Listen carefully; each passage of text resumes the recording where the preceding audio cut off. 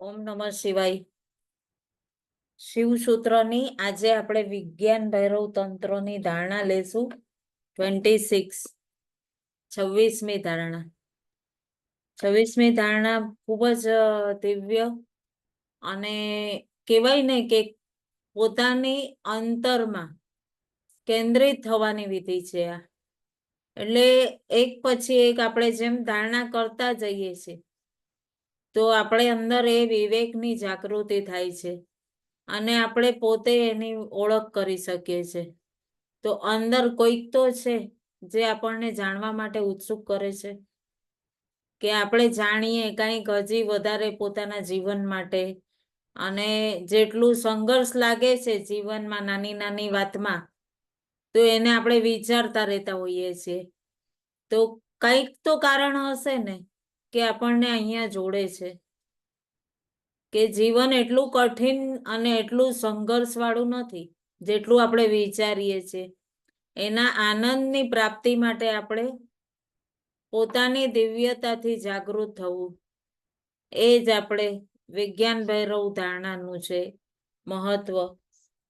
તો આ બધાની જાગૃતિ માટે આપણે ગુરુ તત્વ જ્યારે આપણે પોતે એનાથી જોડાઈએ છીએ ત્યારે ખૂબ દિવ્યતાથી જાણી શકીએ છીએ અને એકદમ ધારી શકીએ. એમની શક્તિથી આપણે હૃદયથી નમન કરી અને પોતાના ગુરુ તત્વને આપણે પ્રાર્થના કરીશું ભગવાન ગણપતિજીની. વક્રતુંડ મહાકાય સૂર્યકોટી સમપ્રભ નિર્વિઘ્નમ કુરુ મે દેવ સર્વકાર્યેષુ સર્વદા. સર્વકાર્યેષુ સર્વદા. ઓમ શાંતિ શાંતિ શાંતિ. ઓમ નમઃ શિવાય. આપ સૌમાં વસતા શિવ શિવા અને ગુરુ તત્વને મારા કોટી કોટી વંદન.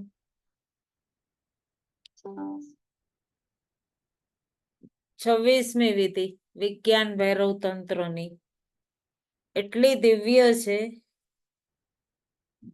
જેટલી પણ આપણે વિધિ કરી દરેકને દરેક વખતે કંઈક ને કંઈક અલગ અનુભૂતિ થાય છે દરેક ધારણામાં. અને એટલી દિવ્યતા આપણી અંદર જે આ 25 ધારણા સુધીમાં આવી, એટલું પોતાની અંદર તમે જોશો તો પરિવર્તન તમને પોતાને અનુભવ થશે. અમુક વિધિથી અમુક લોકો એટલા અટ્રેક્ટ થતા હોય છે કે આ મારી જ વિધિ. તો જે વિધિને આપણે કહેવાય ને કે આપણી અંદર નાના નાના ઝીણા ઝીણા પરિવર્તન આવી શકે. તો આ શિવ તો પરમ દિવ્ય મહાદેવ કહેવાય, દેવોના પણ દેવ. તો એ તો પોતાના દરેક માણસોની દરેક મનુષ્યની પ્રવૃત્તિને સૂક્ષ્મતાથી જાણતા હોય. અને એ જે આ વ્યક્તિ એ સૂક્ષ્મતાને જાણી ગયો, સમજી ગયો અને એની સાથે અટેચ થઈ ગયો, તો એ પોતાની અંદર ઊંડાણમાં ઉતરવા માટે કોઈ પણ વિધિને, કોઈ એક વિધિને ધારી લ્યો જેમાં તમને કમ્ફર્ટેબલ લાગે, તો આમાં તમે ઊંડાણમાં ઉતરી શકશો.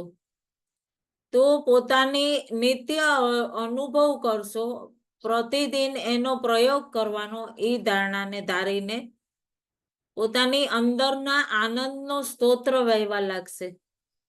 આ 26 વિધિ શું કે છે?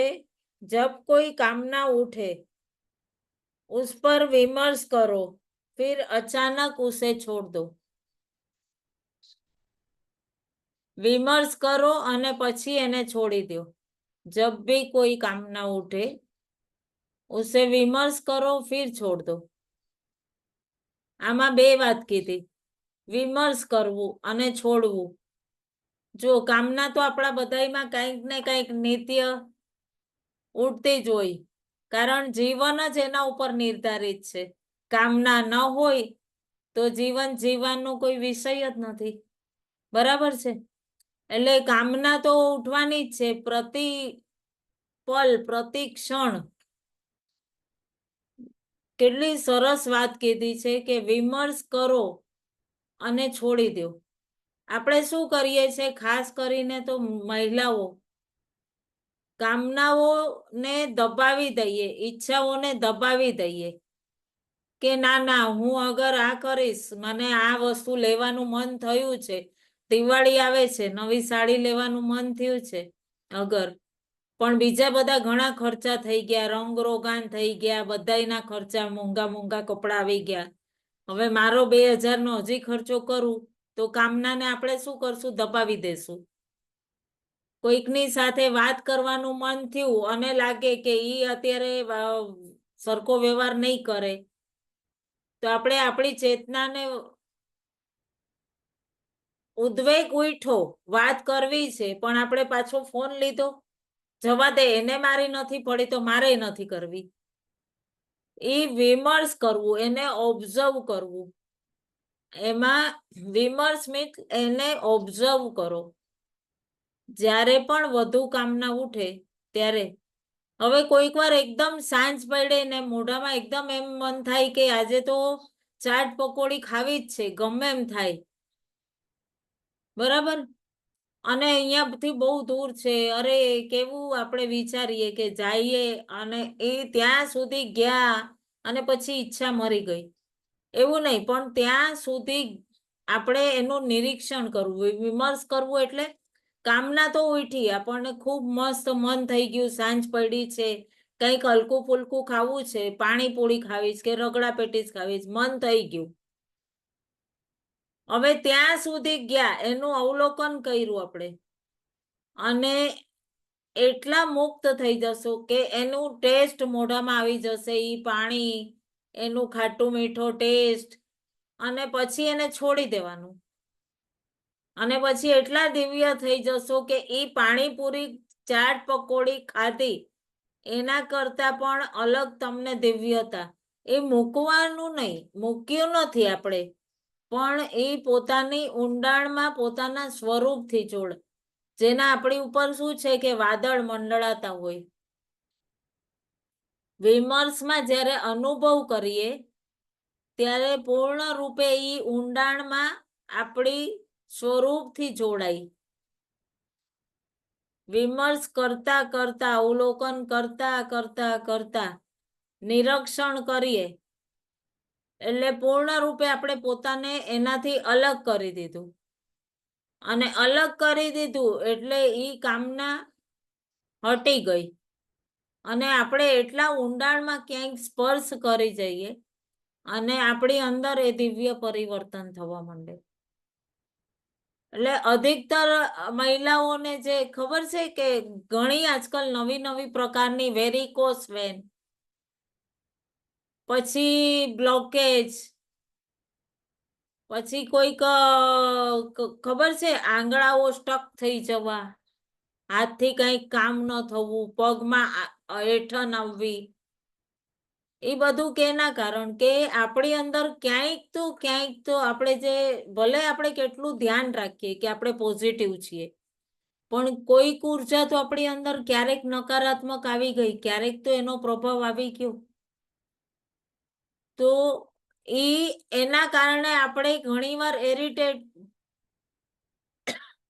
ઇરિટેટ થઈ ગયા અને પછી આપણી અંદર એ ભાવ આવી ગયો, ગુસ્સો આવી ગયો. ક્યાંક રસ્તામાં જઈએ છે, કોઈકે આપણને ધક્કો મારી દીધો તો આપણને એકદમ ગુસ્સો આવી ગયો એના ઉપર.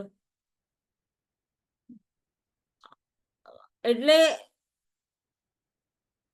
ઘણા વ્યક્તિઓને એવું હોય છે કે એવો ગુસ્સો, ક્રોધ ભર્યો હોય કે બસ એવરી ટાઈમ સાધારણ વાતમાં બી મારવા મરવા ઉપર ઉતરી જતા હોય. એટલે આ ઉચ્ચાટન, મારણ, મોહન, સ્તંભન એ પૂર્ણ વ્યક્તિને ઉપર ઇફેક્ટ કરે છે. એટલે કામના ઘણી વાર જે ઉઠે ને તો એને દબાવી નહીં ક્યારે પણ. ઘણીવાર એવું થાય, મારણ કોને કે? તો મારણ એટલે ઘણીવાર આપણી પાસે બે વ્યક્તિ આવ્યા, બંને માનો કે ભાઈ છે, તો એકને તમે બહુ માન સન્માન આપ્યું, જમા કરવાનું આપ્યું, એને ભાવતું ફૂડ આપ્યું, કર્યું, અને બીજાને પાણીએ ન પૂછ્યું, તો આ એક જાતનું મારણ મોહન. આ મારણ છે. મારવામાં આનંદ આવવો, મનોરંજન લાગે ઘણા વ્યક્તિઓને આવામાં, કે એને મેં સતાવ્યો ને, અને પછી એવા હસીને વાત કરતા હોય. તો જે પણ કામનાઓનો આધાર છે ને, એ આ મારણ છે. એની અંદર દિવ્યતાથી વિવશ જે કરતું હોય છે આપણને, એને આપણે આધાર બનવું, કે કોઈ માટે એવો ભાવ ન આવે. આ એક મારણ ભાવ. પછી હજી આવે છે કે મોહન. ખબર છે, ઘણા વ્યક્તિ પરિવારમાં દેરાણી જેઠાણીનું હોય, બહુ સરસ એકબીજાનું મેળ હોય, એકબીજાને એકદમ બેલેન્સિંગ કરાવીને પરિવાર ચાલતું હોય, અને એની અંદર કોઈક ત્રીજી વ્યક્તિ આવી, એ આવ્યું અને એને કઈક એકબીજાને ચાવી ભરી ને બંને જણા જે વર્ષોથી ક્યારેય કોઈ દિવસ એકબીજાને મૂકીને ખાધું પીતું ન હોય, એ અચાનક કઈક એવી વાત કોઈ કે ત્રીજી વ્યક્તિએ કીધી અને દ્વેષ બની ગયો, અને તણાવ આવી ગયો, અને પછી બોલવું બંધ થઈ ગયું, અને બે પરિવારોના સમૂહમાં બે વ્યક્તિના આ પોતાના સ્વાર્થ માટે કોઈ વ્યક્તિ એવું કરે, પોતાના અહંકાર માટે કોઈ ત્રીજા વ્યક્તિએ, કે આને મારી સાથે એવું કર્યું હતું તો હું એને નીચું દેખાડવા કરીશ. તો આ બધું શું છે કે આ એક મોહ એનો પ્રભાવ એનાથી ખતમ થઈ જાય, બંનેનો વ્યવહાર ખતમ થઈ જાય, બે પરિવારનો. એટલે કોઈક આ બધી પ્રકૃતિના લોકો, આ કયા વ્યક્તિઓની આ શું પ્રકૃતિ? આધ્યાત્મિક યાત્રા નથી આ. બીજાની શાંતિ કોઈનાથી જોઈ ન શકાય, કોઈની તરક્કી જોઈ ન શકાય, અદેખાઈ કીએ ને આપણે, બીજામાં દ્વેષ પેદા કરવો, વેરભાવ. અગર વિચારીએ આપણે આ બધી વસ્તુનું ચિંતન કરીએ તો આ વિમર્શ બની ગયું. જ્યારે આ બધાથી બહાર ચિંતન કરીએ અને એટલા હળવાશ આપણે એવા કેન્દ્રમાં જોઈન્ટ થશું કે એકદમ હળવાશ. હવે આની પછી આવશે ઉચ્ચાટન. તો ઉચ્ચાટન શું છે? સમતુલન. જે વિચારોના સંતુલનને બગાડી દે, વિવેકપૂર્ણ કોઈ નિર્ણય જ ન લઈ શકે કે આ કરું કે ઓલું કરું, પેલા શું કરું. એનું વ્યક્તિત્વ વિખરાયેલું હોય, પોતે બી શાંતિથી ન હોય રીએ, ન બીજાને બી શાંતિથી બેસવા દે. એકદમ અલગ જ એનો વ્યવહાર હોય, સ્થિરતા ન હોય, ડિસિઝન મેકિંગ પાવર ન હોય. કોઈ બીજું સ્થિર બેઠું છે તો એને કહેશે અરે તું આમ નહીં, તું એને કાંઈ ને કાંઈ પોતાની અથવા બીજાની અથવા એના સામેવાળામાં પણ ઉચ્ચાટન પેદા કરી દે. આ બધી નકારાત્મક શક્તિઓ છે. તો પોતાની અંદર અગર દિવ્યતાથી આપણે વિમર્શ કરીએ અને પછી એને છોડી દેવું, આ જ કામનાઓ, દ્વેષ, જલન, કમ્પેરિઝન, બીજાને જજ કરવું, બ્લેમ કરવું, આ બધું આ જ નકારાત્મકતા આપણી અંદર પેદા કરે છે. એને ધ્યાનથી જોવો, ઉચ્ચાટન થવાનું કારણ શું? કે આજ મારું મન બહુ ઉચ્ચાટ છે. કોઈને કોઈ માટે, કોઈ વ્યક્તિ માટે, કોઈક વસ્તુ માટે મનમાં ભાવ એવો આવી ગયો કે મેં ફલાણાને આ કામ કીધું તું, એને કર્યું નતું અને મારે હવે કરવું પડશે. ક્યાં કોઈકનું કંઈક અધિક જોઈ લીધું, અધિક સુખ જોઈ લીધું કોઈકનું, અને પછી આપણને ઉચ્ચાટન આવી ગયું. તો આ જ બધી કામનાઓ ઉપર વિમર્શ કરવું. તો આ બધી નકારાત્મકતાને દૂર, તો પોતાની મેળે ઉચ્ચાટન દૂર થઈ જશે. આપણી અંદર એ બધી જ દિવ્યતા છે. અને ધ્યાનથી અવલોકન કરીએ, નિરીક્ષણ કરીએ કે આ ક્યાંથી આવ્યું. આપણે કહીએ ને જળનું ક્યાંક પહાડીમાંથી વહેતું હોય તો એનું સ્તોત્ર હોય, તો એ રીતે આપણે એ સ્તોત્ર ક્યાંથી આવ્યું, એ જ વિમર્શ. હવે આવશે સ્તંભન. સ્તંભિત થઈ જવું, જ્યાં છે ત્યાં, ન અહીંયા જવું કે ન ત્યાં જવું, સ્તંભ થઈ જવું, સ્તંભિત થઈ જવું. કોઈક એવી સ્થિતિ આવી જાય આપણી વચ્ચે, આપણા જીવનમાં, ત્યારે આપણને એમ થાય કે આપણે અહીંયા જઈએ કે અહીંયા જઈએ, કઈ નિર્ણય ન લઈ શકે. પોતાના બિંદુથી દૂર આવી ગયા છીએ. અંદર જે આપણું કેન્દ્ર છે, એ કેન્દ્રથી આપણે એટલા બહાર નીકળી આવ્યા છીએ કે પૂર્ણ પોતાના અસ્તિત્વને ભૂલી ગયા. અને આ પ્રવૃત્તિ આપણને દિવ્યતાથી નકારાત્મકતાનું રૂપ દૂર કરી શકે. આને જ વિમર્શ કરો અને છોડી દો. આપણું છે જ નહીં, એને શા માટે આપણે રાખવું? આપણે જન્મ્યા ત્યારે થોડી લાવ્યા હતા એ કઈ. તો પછી એને શા માટે જબરજસ્તી આપણે ચિંતન કરી, એના ઉપર ધ્યાન કરી અને એને એકદમ અનુભવ કરવું, શા માટે? અને પૂર્ણ પોતાની યોજનાથી આપણે તૈયાર કરીએ સવારથી આખા દિવસની દિનચર્યા, અને પછી વિચારીએ કે અરે હવે તો હું આ કરી જ નહીં શકું, અને હવે તો આમ મારાથી થશે જ નહીં. તો એ આપણા વિચારોથી આપણે એકદમ કહેવાય ને કે ઉચ્ચાટન આવી ગયું.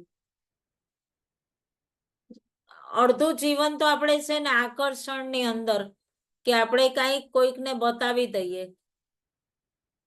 આપણે ઘણા જણા એવું હેરસ્ટાઈલની જ પાછળ ઓલું કરતા હોય કે આવી નહીં તો આવી હેરસ્ટાઈલ કરું, તો વાળની સ્ટાઈલ અલગ અલગ બનાવી લઉં, વિવિધ પ્રકારની પરિધાન પહેરી લઉં. તો આ બધી નકારાત્મક શક્તિ, કે આમ કરું તો કોઈક મને આકર્ષણ, કોઈકનું આકર્ષણનું કેન્દ્ર બનું, આમ કરું તો, જે આપણે પોતે છીએ સ્વયં, એ ખૂબ જ સહજ અને ખૂબ જ દિવ્ય છીએ. આ બધી વસ્તુ અગર ક્યાંક આપણી અંદર આવી છે તો એનું સ્તોત્ર આપણે જોવું અને એને જ વિવશ કરવું. આના વહેતા સ્તોત્રને આપણે એક એક વસ્તુને તમે જ્યારે કાઢી નાખશો તો પૂર્ણ હળવા, એકદમ હલકા થઈ જશો, અને જીવન એટલું સરળ અને સહજ થઈ જશે.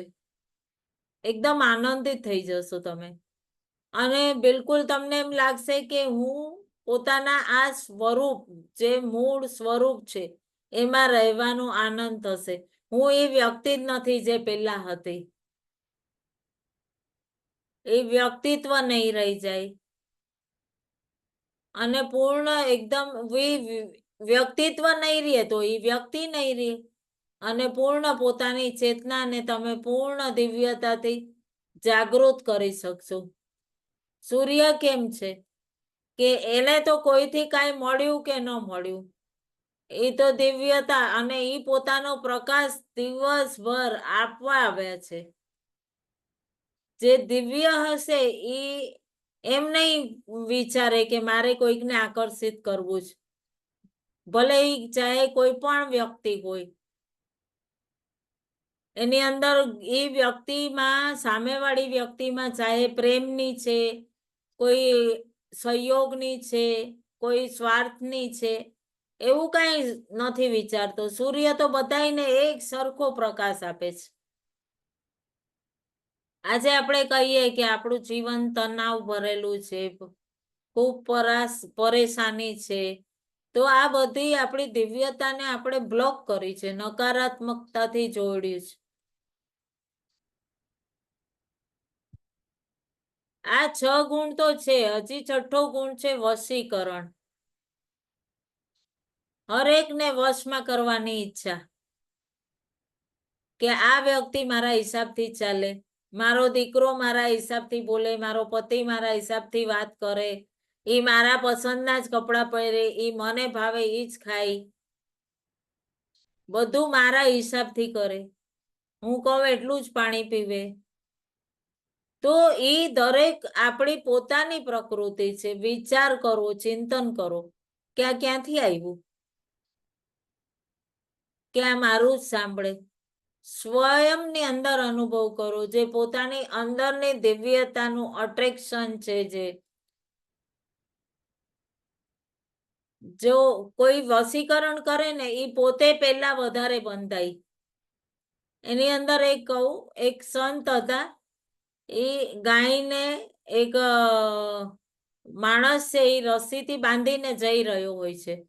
હવે સંત એમને પૂછે છે કે આ ગાય માણસને લઈ જાય છે કે માણસ ગાયને લઈ જાય છે? એક માણસને પૂછે છે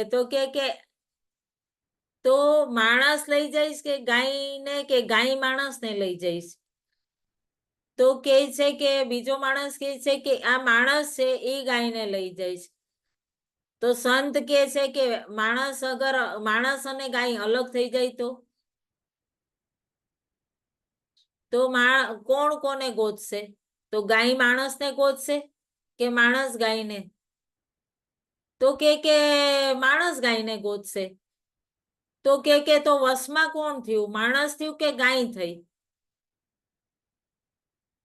ગાય થઈ ને, કે માણસ થયું? માણસ થયું. બરોબર. તો વશમાં કોઈકને કરવા પહેલા પોતે એના વશમાં થાવ. પોતાનો પ્રભાવ, પોતાનો આકર્ષણ, આ બધું શું છે કે વિમર્શ કરવાનો ભાવ એમાં ખૂબ આ સમજાણું નહીં, થોડું ફરી વારથી કેમ, કારણ કે મારે થોડી વાતમાં ડિસ્ટર્બ થઈ ગયું. આનો સમજાણું તમે ગાયનું. હા, એક મ્યુટ કરી દેજો. સંત છે એ એક વ્યક્તિને જોવે છે જે ગાયને બાંધીને જઈ રહ્યા છે.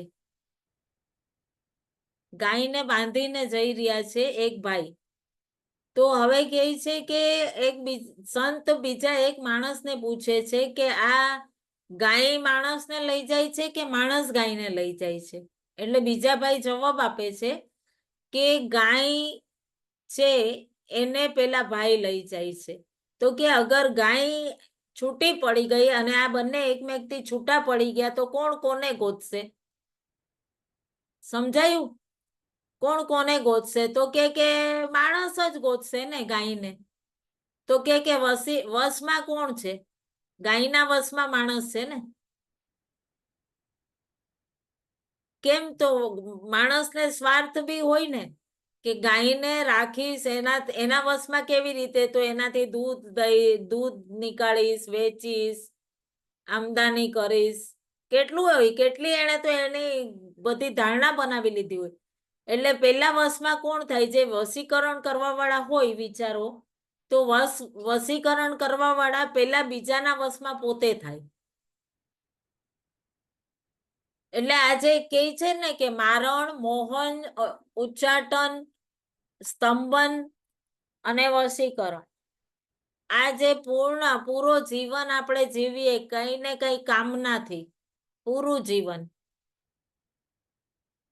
જગતમાં આપણે કઈ ને કઈ કામના, અને જ્યારે કામના ઉઠે એને આપણે જાણતા પણ નથી એનો કેવો શેપ છે કામનાનો, એની પ્રક્રિયા શું છે, ક્યાંથી આવી છે, કેમ આવી અને આપણને કેવી રીતે પ્રભાવિત કરી ગઈ.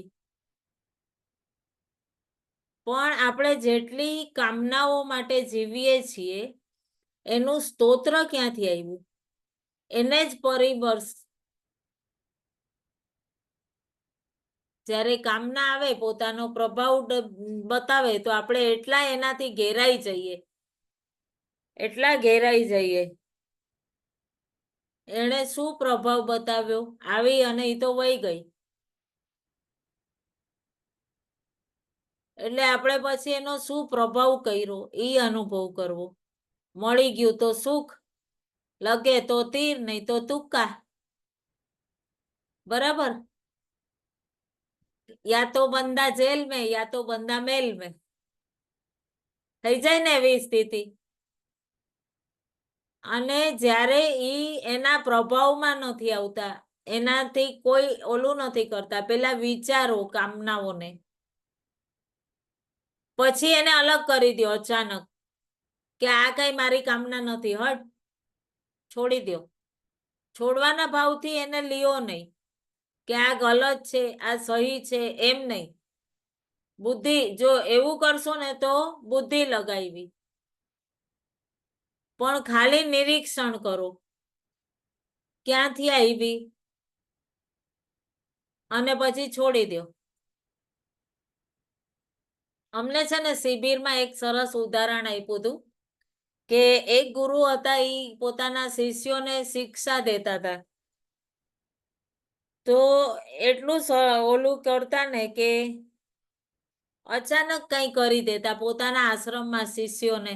અચાનક બધા શિષ્યોને રાતના 9 વાગે કહેશે કે બધા ધ્યાન ખંડમાં આવો. અચાનક કોઈ બધા શિષ્યોને કહેશે કે આજે સવારે ચા પાણી નથી પીવાના કોઈએ, આજે બધાએ વ્રત કરવાનું છે. હવે બધાને ભૂખ લાગી છે, એ ભૂખની પૂર્તિ કરો યા દબાવો. અચાનક કોઈક શિષ્યને ધ્યાનમાં કે અચાનક કઈક કામ કરતું હોય, એને અચાનક થી 1 ફૂટ પટ્ટી મારી દીધી અને પછી છોડી દીધું, એકદમ સાઈડમાં કરી દો. એનાથી કનેક્ટ જ ન થાવ. આ ક્રિયા એમણે બતાવી હતી. જ્યારે આ પ્રકારની ક્રિયા થાય ને તો વ્યક્તિ, હવે કેટલી બધી ભૂખ લાગી હોય સવારના, 8 કલાકની ઊંઘ, પછી 2 કલાક વ્યાયામ ને કર્યું હોય, 10-12 કલાક થઈ ગયા, કઈ ગયું નથી. અને અમને આ એટલું બતાવતા ને રામકૃષ્ણ પરમહંસનું એટલું બતાવતા કે જ્યારે કોઈ શિષ્ય આવે, પૂજા પાઠ થતું હોય, અચાનક ઉઠ્યા અને કોઈકને ઊભા થઈને કે બધા બેસો, અત્યારે ક્યારે આરતી ન થતી હોય તો કહેશે કે આરતીની થાળી તૈયાર કરો, આરતી કરવાની છે. 2 વાગે કોઈક વાર બધાને બોલાવી લે કે અત્યારે આપણે સાધના કરશું. અચાનક આપણે બધાથી રોજ વાત કરીએ અને અચાનક બંધ કરી દો. તો આ અચાનકનું બહુ સરસ બતાવ્યું છે કે એને વિમર્શ કરીને છોડી દો. એટલું દિવ્ય રૂપાંતર થાય છે એનું કે આપણે ખાવાની, જે કીધું ને કે ચાટ પકોડી ઘરમાં આવી પણ ગયું છે પાર્સલ, બરાબર, ખાવાની પણ ઈચ્છા છે, પણ પાણીને વિચારીને, પાણીપુરીથી પણ સરસ વિચારીને, ઈ પાણીને વિચારતા જે મોઢામાં પાણી આવી ગયું અને જે લાળમાં રસ જરી ગયો, ઈ દિવ્ય છે. પણ આપણે શું કરશું, ના છે ઈચ્છા તો થઈ છે, કામના ઉઠી જ છે, એટલે જ્યાં સુધી ખાશું નહીં ત્યાં સુધી, હવે ગયા ત્યાં સુધી, રેકડી સુધી ગયા અને પછી અચાનક આવી ગયા, છોડી દીધું. અચાનક ખૂબ ક્રોધ આવે છે, કોઈક વસ્તુ ઉપર બહુ ક્રોધ આવ્યો કે આજે તો મેં વહુને કીધું તું કે તું રસોઈ બનાવી નાખજે, મારે સાંજે કંઈક બીજું કામ છે, અને એને કરી નહીં. પછી અચાનક ક્રોધ આવ્યો કે હવે મારે 8 વાગે ભૂખ લાગી છે ને રસોઈ તો બધાય માટે કરવી જ પડશે, તો ક્રોધ આવ્યો. અને અચાનક ઈ ક્રોધને શાંત પાડી દો, વિમર્શ કરો અને એને ઊંડાણ સુધી ઉતરો અને એને છોડી દો. એક દિવ્ય રૂપાંતર. પછી એની વસ્તુ, એની માટે અલગ ભાવ તમને જાગૃત થશે. દરેક વ્યક્તિઓની કઈ કઈ પ્રવૃત્તિ છે એ વિચારીને તમને ઘણું લાગશે અજીબ કે આ કેવી રીતના સાધના કરાવતા હતા, કેવી રીતના આમ, પણ આ તો ભગવાન શિવ છે. એ તો હરેકની પ્રવૃત્તિને જાણે છે, હરેક વ્યક્તિની. કઈ કઈ રીતે કોણ વ્યક્તિ કઈ રીતે ઊંડાણમાં ઉતરી શકશે, પોતાની ધારાથી જોડાઈ શકશે, કેન્દ્રમાં સ્થિર થશે. એટલે હર વ્યક્તિ માટે આ ધારણા બનાવી અને અભ્યાસ કરો તો તમે એકદમ એનાથી દિવ્યતા પ્રાપ્ત કરી શકો. બધાએ જે પણ કરવું છે અચાનક, અને બધાએ જે કરવું છે, જે આપણી અંદર ઉર્જા, એક માનો ને કે ખૂબ ભૂખની ઉર્જા, ઈ બની, ઈ ઉર્જાને આપણે વિમર્શ કરી દીધું, ખાધું નહીં, વિમર્શ છોડી દીધું, મારે નથી ખાવું. એ બીજી ઉર્જા, એ પેલી ઉર્જા બીજી ઉર્જામાં રૂપાંતરિત થઈ ગઈ. સમજાઈ ગયું ને? ક્લિયર?